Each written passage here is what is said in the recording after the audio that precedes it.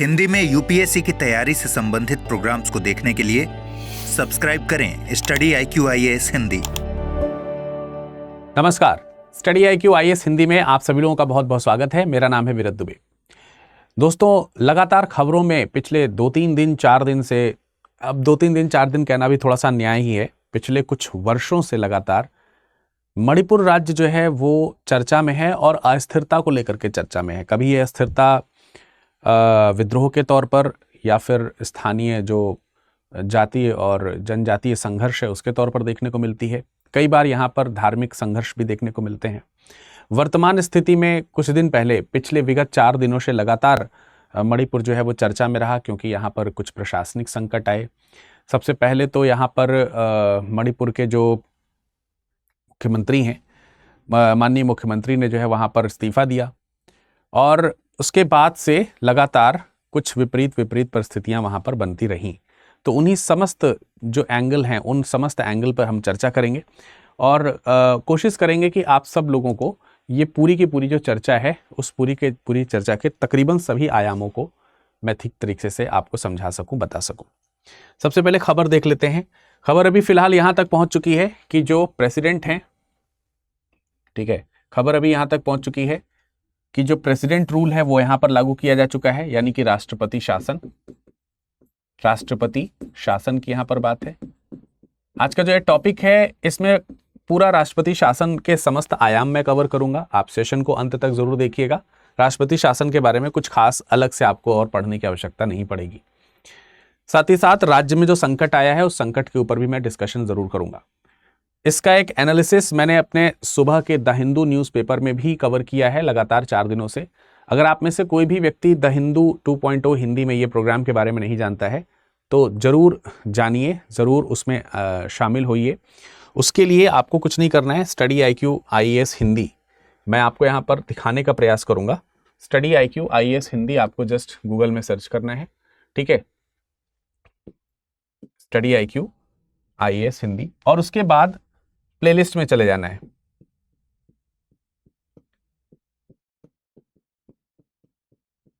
उसके बाद आपको प्लेलिस्ट में चले जाना है, ठीक है। YouTube में जाकर के आपको उसकी प्लेलिस्ट में जाना है।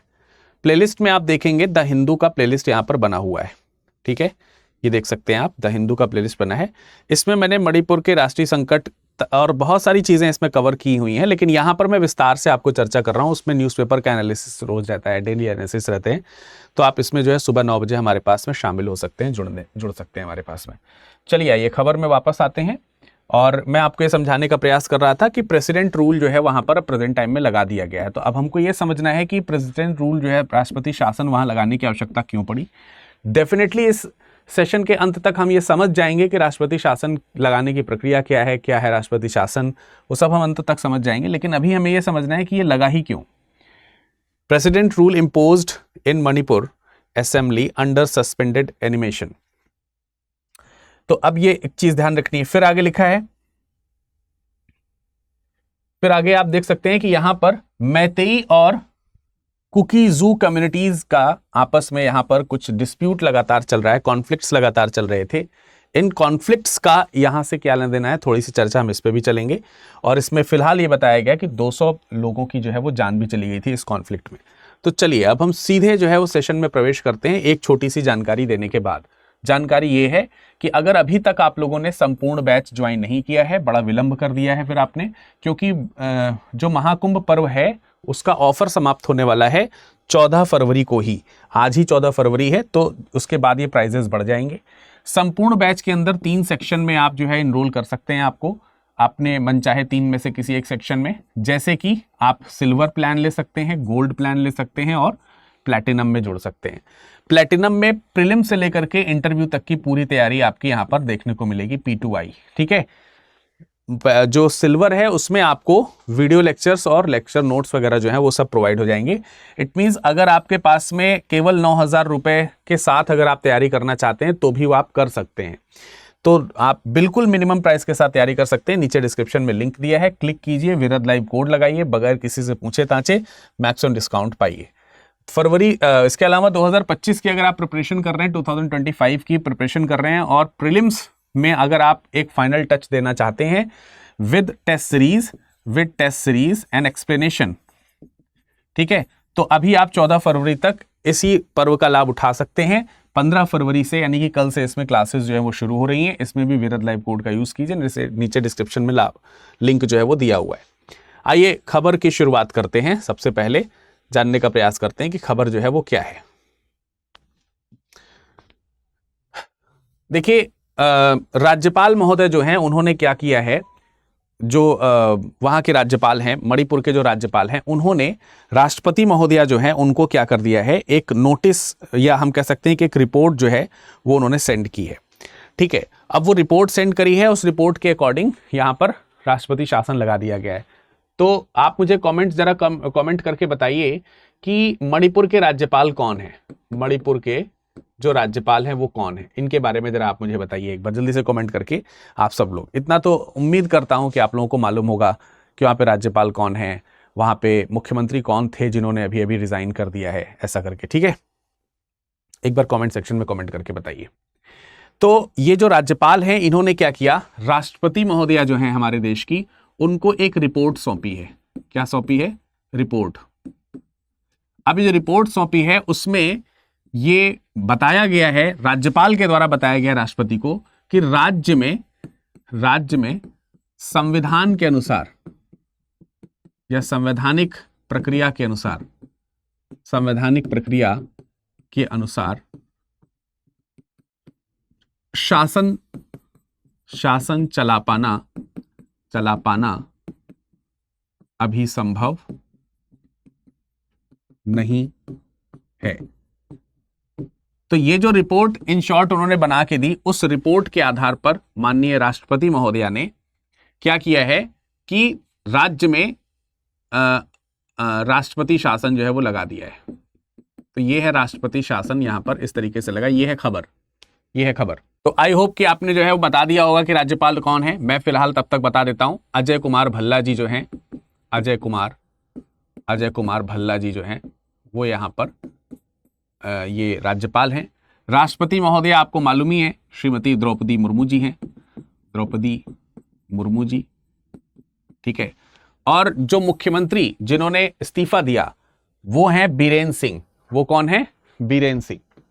तो बीरेन सिंह जो हैं इन्होंने इस्तीफा दे दिया है। इनका जो इस्तीफा आया था, इनका इस्तीफा आया 9 तारीख को। बेटे कब आया? 9 तारीख को, 9 फरवरी को, जब इन्होंने भारत के जो गृह मंत्री हैं अमित शाह, उनसे मुलाकात करी और उसके बाद ये वापस गए और उसके बाद इन्होंने अपना इस्तीफा राज्यपाल को सौंपा।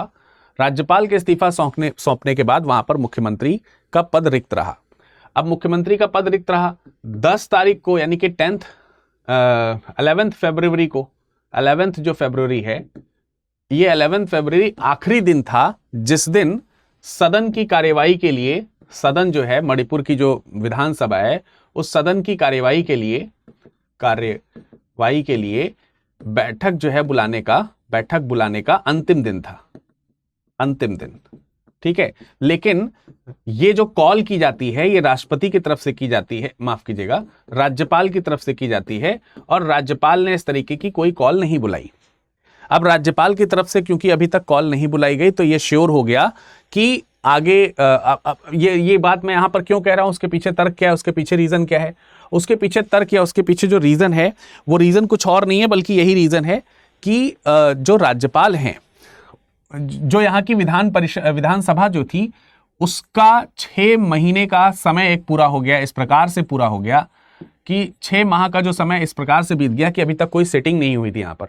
और आप सब लोगों को मालूम होगा कि राज्य विधानमंडल में एक सत्र के समाप्त होने और दूसरे सत्र के शुरू होने के बीच में अधिकतम 6 माह का ही अंतर हो सकता है, इससे ज्यादा का नहीं हो सकता है। तो जो लास्ट बैठक हुई थी वो 12 अगस्त को हुई थी, 12 अगस्त को हुई थी। इसलिए 11 फरवरी को 6 माह हो गए। 11 फरवरी को कितने माह हो गए? 6 माह हो गए। ये 0 नहीं लिखा है, 11th लिखा है, ठीक है। तो 10 तारीख को डिसीजन ले लेना था कि 11 को हम बैठक बुला रहे हैं कि नहीं बुला रहे हैं, क्योंकि 9 को इन्होंने यहां पर क्या कर लिया है, रिजाइन कर दिया है। तो ये एक स्थिति आ गई कि भाई 6 महीने से ज्यादा की स्थिति हो गई। तो एक तो यहां से एक फर्स्ट जो है सिंबल सुनने को, मतलब समझ में आना शुरू हो गया कि शायद जो है राज्य उसमें ये प्रशासनिक संकट हमको दिख रहा है। ये है प्रशासनिक संकट, इसको हम बोल सकते हैं प्रशासनिक संकट। तो ये प्रशासनिक संकट हमको दिख गया कि जो संविधान में दी गई प्रक्रिया है वो कहीं ना कहीं फॉलो करने में विफल हो रही है सरकार। लेकिन इसका मतलब ये नहीं है कि अगर ये 6 महीने, देखिए 6 महीने से ज्यादा का गैप नहीं होना चाहिए, ये तो संविधान में प्रोविजन दिया गया। लेकिन अगर 6 महीने से ज्यादा का गैप हो जाए तो इसके आधार पर राष्ट्रपति शासन लग जाना चाहिए, ये कोई तय प्रक्रिया नहीं है, ऐसी कोई प्रक्रिया नहीं कहीं दी गई है। लेकिन एक कहते हैं ना, जिस लक्षण दिखना शुरू हो जाता है, तो वो लक्षण के अंतर्गत अगर आप सिम्टम्स के आधार पर अगर आप पहचान रहे हैं, तो ये सिम्टम दिखा 12 तारीख को, 11-12 तारीख को, कि भाई 6 महीने का समय पूरा हो गया, सरकार कुछ कर नहीं पा रही है। तो इसीलिए ये एक स्थिति बनी। अच्छा, उसके बाद क्या हुआ कि अभी 9 तारीख को उन्होंने रिजाइन दिया था और कल 13 तारीख थी। तो 13 तारीख को क्या हुआ, 13th को क्या हुआ, 13th को यहां पर राष्ट्रपति शासन लागू हो गया। राष्ट्रपति शासन जो है वो लगा दिया गया। ठीक है, राष्ट्रपति महोदया ने शासन लगा दिया। तो अभी वर्तमान में राज्य की विधानसभा की स्थिति क्या है? देखिए, वर्तमान राज्य में जैसे यहां पर 60 सीटें हैं, 60 सीटें हैं, ये आपको समझना है। और तकरीबन 37 सीट जो है, 37 सीट जो है वो बीजेपी के पास में है। बीजेपी जो कि वहां की रूलिंग पार्टी है, तो बहुमत है इनके पास में, ऐसा नहीं कि बहुमत नहीं है, बहुमत खूब है। ठीक है, एनपीपी है, सब इसके तमाम सारे दल हैं जो इनके पास में है।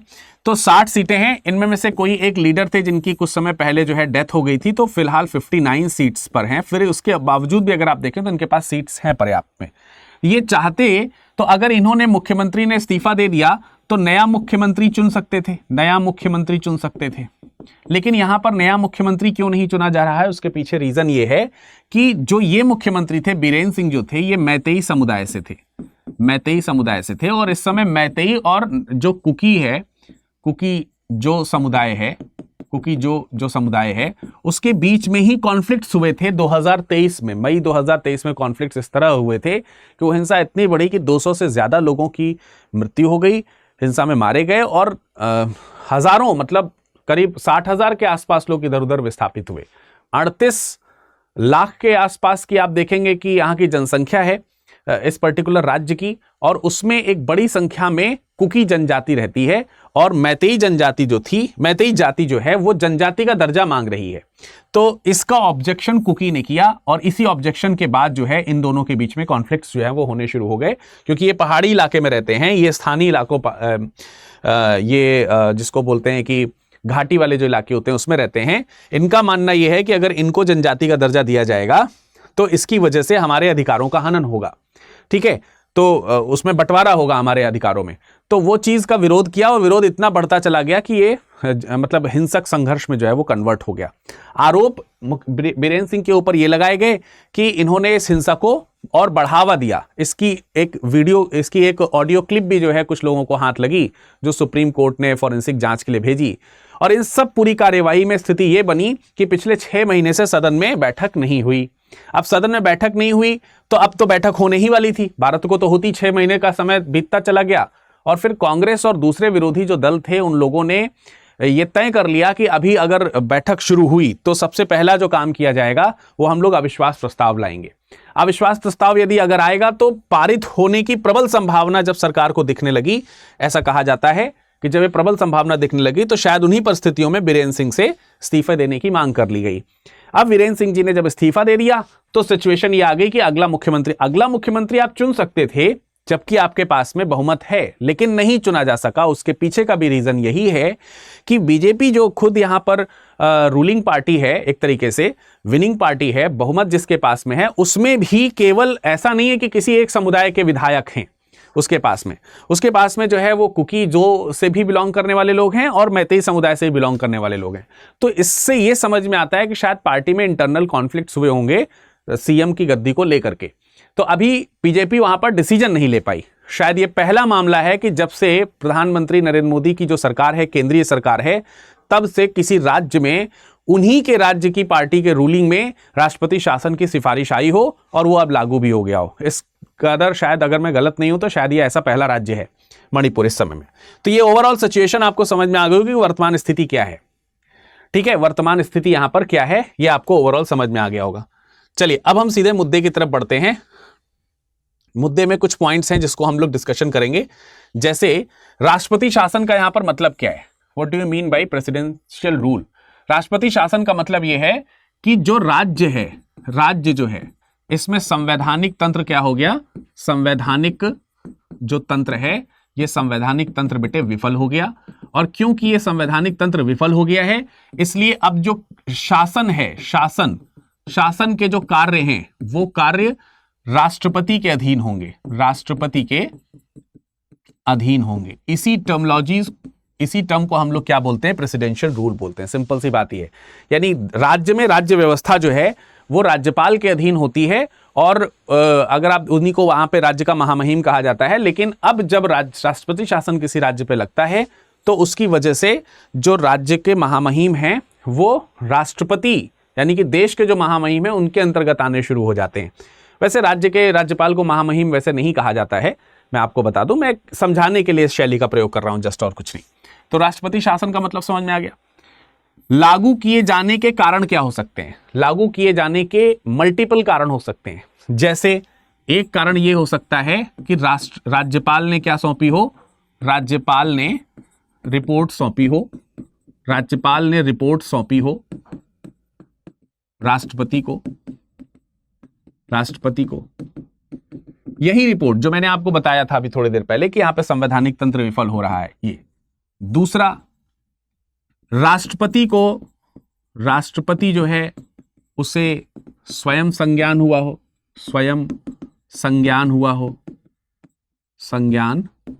हो। ऐसे में तीसरी कंडीशन हो सकती है कि राज्यपाल के द्वारा दिए गए निर्देश के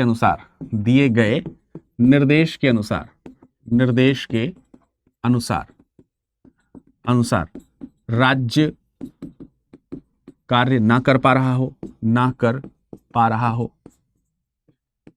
हो कुछ मामलों में, ठीक है, जहां पर इनका अधिकार है कहने का, वहां उन्होंने कहा और वो उस तरीके से काम नहीं हो पा रहा है।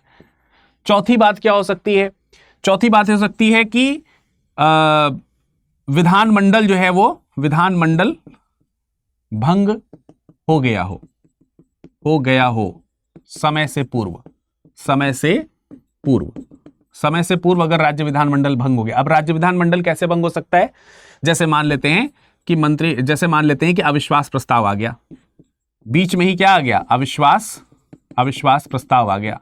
अविश्वास प्रस्ताव आने से सरकार गिर गई, मंत्रिमंडल भंग हो गया, ठीक है, विधानमंडल भंग हो गया और अब नए चुनाव की स्थिति वहां पर बननी शुरू हो जाएगी। तो तब तक के लिए, जब तक कि चुनाव नहीं हो जाएगा, तब तक राष्ट्रपति शासन लगा रहेगा। ऐसे बहुत सारी चीजें हैं जिसके कारण जो है राष्ट्रपति शासन जो है वो लागू किया जा सकता है। वर्तमान सिचुएशन में क्या हुआ है, वर्तमान सिचुएशन में हुआ है कि राज्य की जो मुख्यमंत्री जो हैं उन्होंने इस्तीफा दे दिया। देखिए, मुख्यमंत्री के इस्तीफा दे देने से राष्ट्रपति शासन लागू हो जाता हो, इसका कोई लेना देना नहीं है राष्ट्रपति शासन से, ध्यान रखिए। क्योंकि मुख्यमंत्री ने इस्तीफा दे दिया, कोई बात नहीं, दूसरे व्यक्ति को मुख्यमंत्री बना दो जो बहुमत दल का नेता है, या जो सिद्ध कर सके पार्टी एट द टाइम, जो ये सिद्ध कर सके कि हमारे पास अब बहुमत है। जिस समय इलेक्शन हुए तो उस समय बहुमत नहीं था, लेकिन अब हमारे पास बहुमत है। तो अगर वो दावेदारी पेश करें और राज्यपाल महोदय को ये लगे कि उचित है, हम आपको मौका देते हैं, और वो सरकार बनाने की दावेदारी को सफल सिद्ध कर सकें, वो अपना विश्वास प्रस्ताव पारित करवा सकें, तो तब जाकर के वहां पे मुख्यमंत्री बदल जाएगा, चुनाव की जरूरत नहीं पड़ेगी, राष्ट्रपति शासन की आवश्यकता नहीं पड़ेगी। तो अभी की सिचुएशन क्या है कि मुख्यमंत्री ने इस्तीफा दिया, नया मुख्यमंत्री जो है वो यहां पर नहीं मिल पा रहा है, कोई ना तो नया मुख्यमंत्री कोई मिल पा रहा है। अब मुख्यमंत्री नहीं मिल पा रहा है तो सदन की कार्यवाही में जो मंत्रिपरिषद है वो एक्टिवेट कैसे होगी, क्योंकि वो तो मंत्रिपरिषद का प्रधान होता है, जो राज्य का मंत्रिपरिषद है उसका प्रधान होता है मुख्यमंत्री, वो नहीं है, एब्सेंट है। दूसरा, 6 माह से अधिक का समय भी बीत चुका है। तीसरा, आगे कोई संभावना भी नहीं दिख रही है कि जो बहुमत दल की पार्टी है वो किसी को आगे करने में आगे रख सकती हो, और जो बाकी जो पार्टीज हैं उनमें बहुमत है ही नहीं, दूर दूर तक बहुमत नहीं है, तो वो तो अपना सोच भी नहीं पा रहे हैं कि हम किसी को रिप्रेजेंट करें यहां पर, ठीक है। और अभी 3 साल का कार्यकाल बाकी है तकरीबन, लगभग।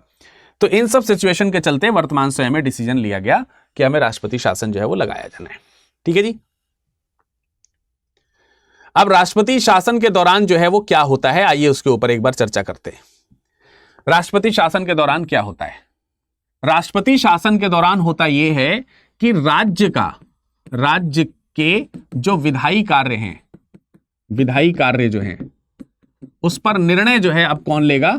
निर्णय लेने का अधिकार या कार्य संचालित करने का अधिकार, संचालित करने का जो अधिकार है, ये सब जो है वो किसके पास चला जाएगा? केंद्र के पास।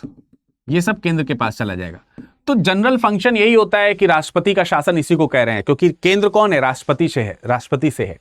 तो केंद्र जो राष्ट्रपति से है, जनरल फंक्शन जो ये है वो यहां पर।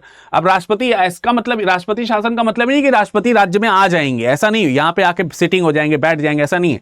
राष्ट्रपति का एक बंदा यहां है तो राज्यपाल तो है ही ना, ऐसा तो है नहीं कि राज्यपाल भी चला गया है, खाली हो गया है, तो राज्यपाल तो है ही यहां पर। तो वो राज्यपाल को इंस्ट्रक्शंस देंगे और राज्यपाल जो है उन्हीं इंस्ट्रक्शंस के अकॉर्डिंग राज्य को संभालेंगे, लेकिन निर्देश केंद्र का होगा और केंद्र का निर्देश होगा, उसी के निर्देश के अकॉर्डिंग ये संभाल। आपको ही मालूम है कि केंद्र का जो निर्देश होता है जो राष्ट्रपति के द्वारा दिया जाएगा इनको, तो राष्ट्रपति भी सारे काम किसके कहने से कर रहा है? केंद्र की जो सरकार है उनके कहने से कर रहा है। क्यों? क्योंकि केंद्र की सरकार, केंद्र का जो मंत्रिपरिषद है उसी के सलाह पर राष्ट्रपति कार्य करता है। तो वही चीज है वो मिला करके, ठीक है। तो ये चीज आपको यहां पर ध्यान रखना है, ठीक है। अब दूसरी चीज यहां पर क्या होगी? दूसरी चीज यहां पर होगी कि जो मंत्रिमंडल है, मंत्री जो है उनका, जो भी मंत्री है उनका पद समाप्त हो जाएगा। मुख्यमंत्री का जो पद है वो मुख्यमंत्री का पद भी समाप्त हो जाएगा। तो ये सब एक्टिवेटेड नहीं रहेंगे। ये एक्टिवेटेड नहीं रहने का मतलब ये नहीं है कि विधानमंडल भंग हो जाएगा, विधानमंडल जो है वो भंग होगा, इसका अर्थ ये नहीं है। भंग हो भी सकता है, या फिर अगर भंग नहीं है तो ऐसे में इसको बोलते हैं सस्पेंड हो जाना। सस्पेंड मतलब निलंबित हो जाना, या तो ये निलंबित हो जाएगा या फिर ये भंग हो जाएगा, दो में से एक चीज रहेगी। वर्तमान सिचुएशन में क्या है?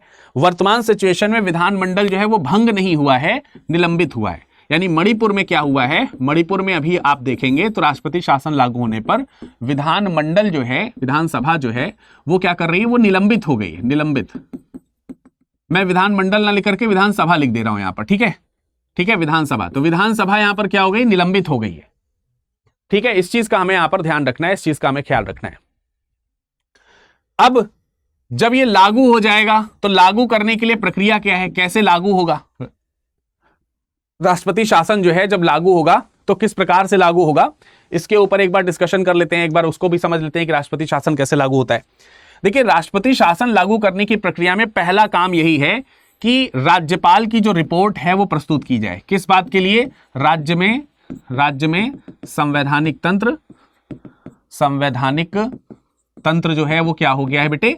विफल हो गया है।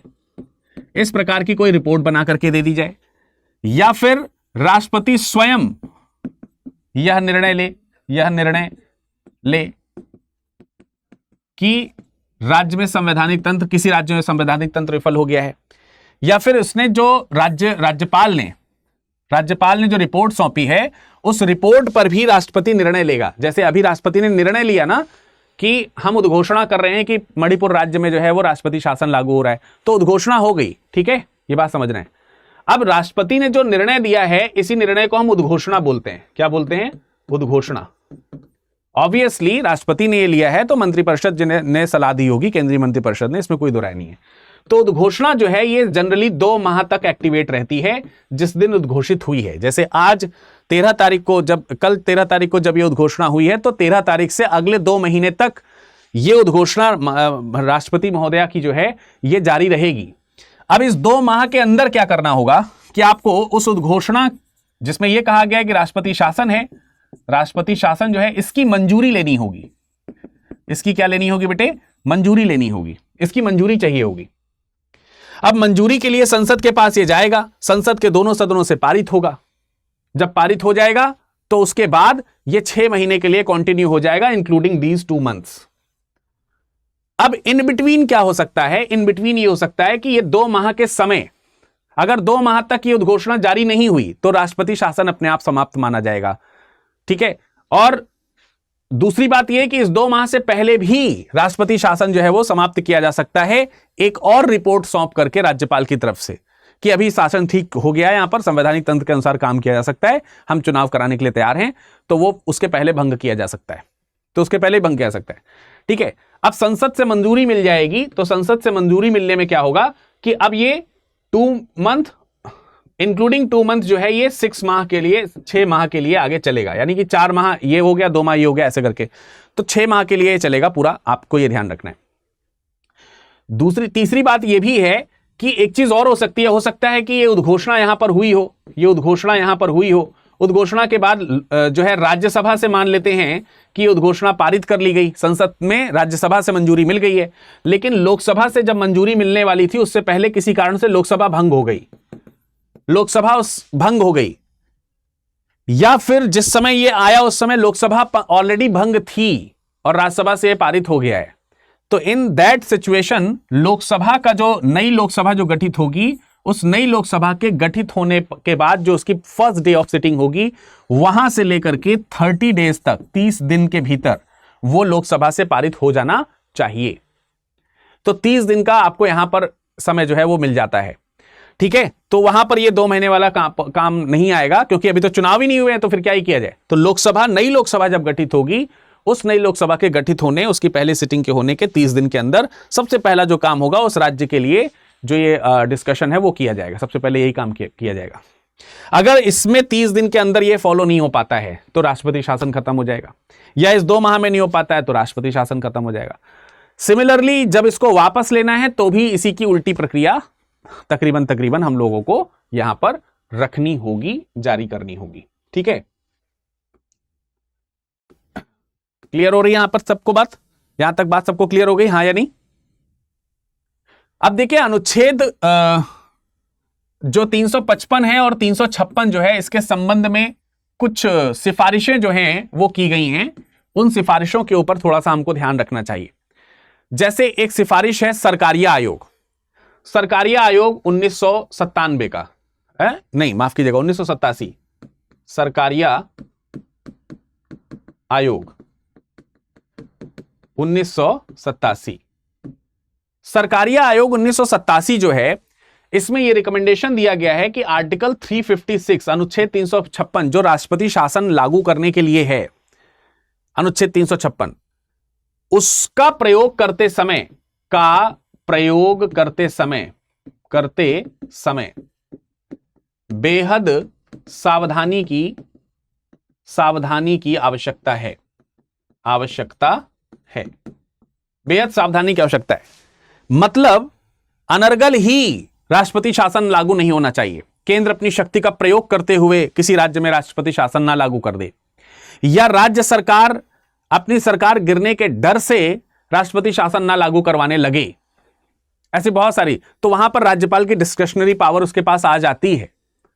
जैसे जो वर्तमान सिचुएशन यहां पर चल रही है मणिपुर में, इसमें अगर चाहे राज्यपाल महोदय तो कर सकते थे ऐसा काम, पर अभी इसकी जरूरत यहां पर नहीं थी। तो ये हमको यहां पर ध्यान रखना है कि किसी भी प्रकार से हमको इस पे जो है ध्यान रखना होगा कि किसी विशेष दुर्लभ परिस्थिति में, मतलब इसका ये कहने का मतलब है कि राष्ट्रपति शासन जो है, राष्ट्रपति जो शासन है, ये शासन किसी राज्य के लिए अंतिम विकल्प होना चाहिए, अंतिम विकल्प हो। यानी कि सारी मेक पॉसिबिलिटीज जो है वो अगर नहीं हो पा रही हैं तो फिर यार संवैधानिक तंत्र विफल है, फिर तो लगाना ही पड़ेगा। इसका यह भी अर्थ हो सकता है कि जो राष्ट्रपति शासन है उसकी न्यायिक जांच कराई जा सकती है, उसके कारणों की न्यायिक जांच कराई जा सकती है। अगर अपोजिशन या फिर कोई भी पार्टी या फिर रूलिंग पार्टी, जो भी सिचुएशन है, जो भी अगर कोई चाहता है कि ये सही तरीके से सही कारणों से इसको लागू नहीं किया गया है, तो इसकी न्यायिक जांच संभव है, कराया जा सकता है। तो एक तो यह बात है आपको जो सरकारी आयोग के पॉइंट ऑफ व्यू से समझनी चाहिए। इसके अलावा सरकार की, माफ कीजिएगा, संविधान की कार्यकारिणी, ये मतलब एक तो सरकारी आयोग का मैंने उदाहरण दिया है, दूसरा उदाहरण संविधान की कार्यकारिणी की समीक्षा के लिए एक समिति बनी, मतलब एक राष्ट्रीय आयोग जो है बनाया गया, राष्ट्रीय आयोग। इसका भी रिकमेंडेशन आया 2002 में इसका भी रिकमेंडेशन आया। इसके अलावा एक और रिकमेंडेशन है जिसको हम लोग पुंछी आयोग कह सकते हैं। पुंछी आयोग का रिकमेंडेशन है। पुंछी आयोग वर्ष 10 इसका रिकमेंडेशन है। इन सब के रिकमेंडेशन के अकॉर्डिंग ये कहा गया है कि अनुच्छेद 355 जो है वो संघ का, अनुच्छेद 355 जो है वो संघ पर एक कर्तव्य जो है वो लगाने का प्रयास करता है, तो एक आवश्यक कार्यवाही करने की शक्ति प्रदान करता है आर्टिकल 355। और अनुच्छेद 356 जो है वो राज्य में राष्ट्रपति शासन लगाने की बात करता है। तो ये बहुत इंपॉर्टेंट आर्टिकल्स हैं 355 और 356, 355 और 356। इसलिए इन दोनों में ये रिकमेंडेशंस दिए गए, इसी तरीके के रिकमेंडेशंस दिए गए, इसी प्रकार के दिए गए कि इनका प्रयोग अंतिम उपाय के रूप में करें। ठीक है, जैसे इसमें कहा गया कि एकदम बेहद सावधानी से करना चाहिए, उसी तरीके से इसमें कहा गया कि अंतिम उपाय के रूप में करना चाहिए, अंतिम उपाय के रूप में करना चाहिए। किसका प्रयोग? राष्ट्रपति शासन का प्रयोग, या फिर हम कह सकते हैं अनुच्छेद 355 और 356 का प्रयोग बेहद अंतिम समय में करना चाहिए। यह चीज हमको यहां पर ध्यान रखनी। क्लियर है? पुंछी आयोग में, और यहां पुंछी आयोग में एक रिकमेंडेशन और दिया गया। पुंछी आयोग में स्थानीय आपातकाल की बात की गई है। स्थानीय आपातकाल उन्होंने कहा है कि कोई जरूरी नहीं है कि पूरे राज्य में ना लगा दो आपातकाल। राज्य के किसी हिस्से में जरूरत है तो किसी हिस्से में लगाओ, जिले की जरूरत है, तहसील के हिस्से की जरूरत है तो उसमें लगा दो। ऐसी स्थिति में जो आपातकाल, स्थानीय आपातकाल लगे वो 3 माह से ज्यादा का ना हो। बस ये इस तरीके के रिकमेंडेशन दिए गए। तो ये था पूरा ओवरऑल आपका राष्ट्रपति शासन। आई होप कि आपको ये सारे पॉइंट जो है वो अच्छे से समझ में आए होंगे। इस पर आधारित कुछ प्रश्न मैं आपको दे देता हूं, इन प्रश्नों को जरा आप लोग सॉल्व कीजिएगा। ठीक है, प्रश्न है कौन सी लोकसभा की अनन्य शक्तियां हैं या हैं? ये 4 ऑप्शन है। कमेंट सेक्शन में कमेंट करके बताइए। ठीक है, इसी तरीके से अगला प्रश्न है कि राष्ट्रपति शासन की उद्घोषणा निम्नलिखित में से कौन से परिणामों का होना आवश्यक नहीं है? 3 स्टेटमेंट दिए हैं, इसके अकॉर्डिंग कौन सा विकल्प सही है, इसको भी कमेंट सेक्शन में कमेंट करके बताइए। जाते जाते फिर बता देना चाहता हूं, संपूर्ण बैच से जुड़िए, विरद लाइव कोड लगाइए, नीचे डिस्क्रिप्शन में लिंक दिया है। आज से क्लासेस शुरू हो गई हैं, देर मत कीजिए, शानदार तैयारी होती है बढ़िया तरीके से। बुक्स वगैरह सब इसमें प्रोवाइड की जाएंगी। प्रीलिम्स निकाल दोगे अगर आप, तो आपको आपकी फी भी रिफंड कर दी जाएगी। एसआईपी ज्वाइन करना चाहते हैं 2025 का, तो उसके लिए भी 14 तारीख की लास्ट डेट है महाकुंभ पर्व की सेल की। इसलिए जल्दी से जल्दी विरद लाइव कोड का इस्तेमाल कीजिए और अभी जुड़ जाइए। कक्षाएं इसमें कल से शुरू होने वाली हैं। इस लेक्चर का पीडीएफ पाना चाहते हैं तो तुरंत जाइए टेलीग्राम ज्वाइन कीजिए। टेलीग्राम विरद लाइव के नाम से है, जो मेरा कोड भी है, और इसी विरद लाइव टेलीग्राम पे जुड़ करके डाउनलोड करके आराम से पढ़ लीजिए। अगले किसी सेशन में फिर मुलाकात होगी, तब तक के लिए धन्यवाद। हिंदी में यूपीएससी की तैयारी से संबंधित प्रोग्राम्स को देखने के लिए सब्सक्राइब करें स्टडी IQ IAS हिंदी।